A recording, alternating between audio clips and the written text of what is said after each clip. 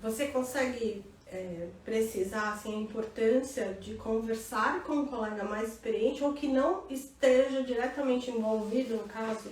Quanto que isso é importante para você? Orientação, supervisão? Eu diria que isso é fundamental, né? A gente não para nunca de fazer supervisão e a gente não tem que parar nunca de buscar esse colega mais experiente, porque os casos, mesmo os casos mais óbvios, a gente precisa desse olhar objetivo, né? É por isso que a gente filma a sessão, inclusive, né? Para deixar isso bem claro, a filmagem ela é o olhar objetivo, porque se a gente não filmar, a gente fica só com o registro, a gente depois fica com um olhar subjetivo. Aliás, ouvi você falando isso do subjetivo e do objetivo e é claramente isso.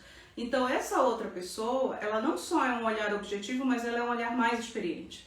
Então, é aquele olhar que, citando uma avaliação que nós fizemos também, vai olhar para uma criança que a mãe relata que tem um comportamento repetitivo com o celular que fica digitando números.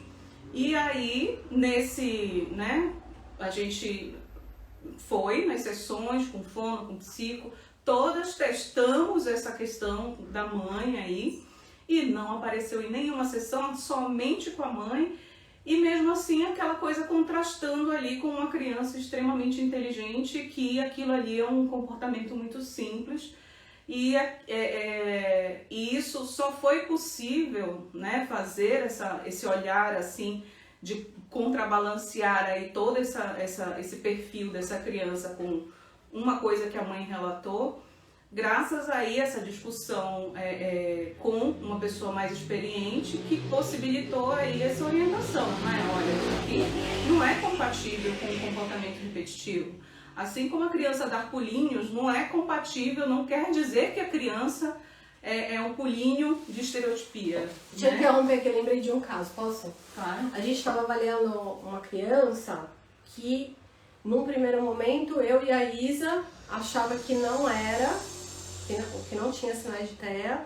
As fonos estavam mais voltadas para a TEA por conta das questões de comunicação, mas eu e a Isa estavam com dúvida. O caso era da Isa, mas a gente aqui compartilha todos, eu vejo todos. E aí, todo mundo vê todos, né? A Isa também vê os meus, enfim. E aí, a gente faz sessão de par, né? Faz parte da avaliação, enfim. A gente ensina a fazer isso.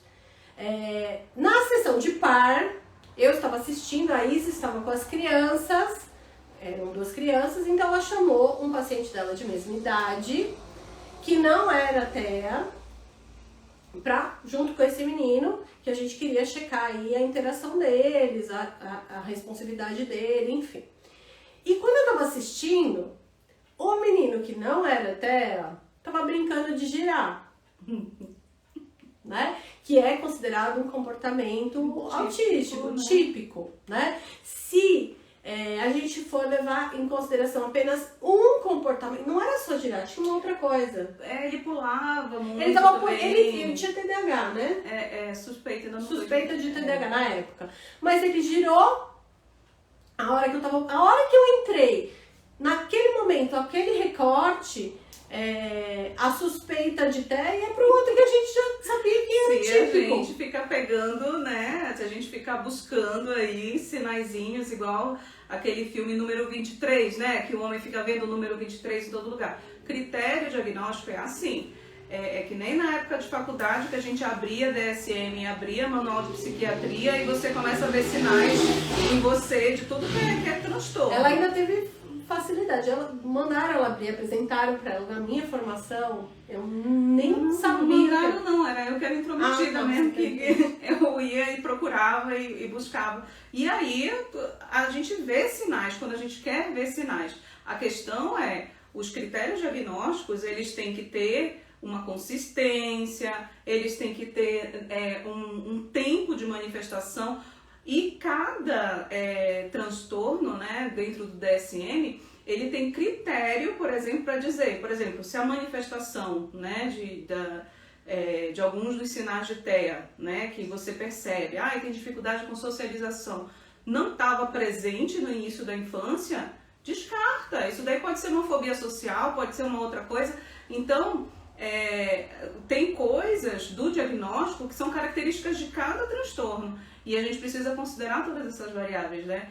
E nessa avaliação aí foi muito interessante porque teve muito comportamento repetitivo do outro, que não é TEA, definitivamente não é TEA, mas o outro ele teve alguns e foi suficiente para fechar o diagnóstico. Sim. Ele teve... Com uma série de coisas, né? Com todo dele. Isso. Não foi só questões pontuais. Tinha a questão da comunicação social, que também foi avaliada mais profundamente pela fono, enfim.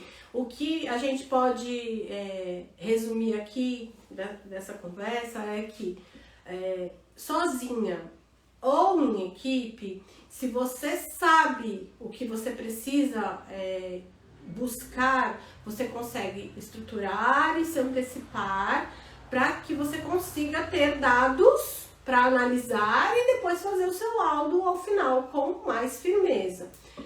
Muito provavelmente, se você não é muito experiente, você não faz essas coisas e você vai precisar de uma orientação para fazer isso. Se você está na equipe, pode ser que a orientação venha da própria equipe, né? Então aqui, por exemplo, a gente consegue fazer orientação nas reuniões, nas supervisões, nas reuniões de equipe, multi, né? Mas a gente também consegue se encontrar pelo corredor, né? Então, por exemplo, a semana passada, a fono Gabriela, que vai ser nossa convidada de amanhã, a doutora Gabriela, estava com uma criança e ela passou com a criança pela minha sala e eu estava sem atender, não tinha paciente naquela hora, ela estava com uma dúvida, ela já entrou na minha sala e eu fiquei ali uns 10 minutos com a criança, ela e a Gabriela, a gente observou algumas coisas. Então, assim, ter essa possibilidade não é todo mundo que vai ter, né? De ter um profissional ali, ainda mais o seu supervisor andando pela clínica, aí você também como supervisora, a qualquer hora a gente respondendo ali as mensagens das meninas.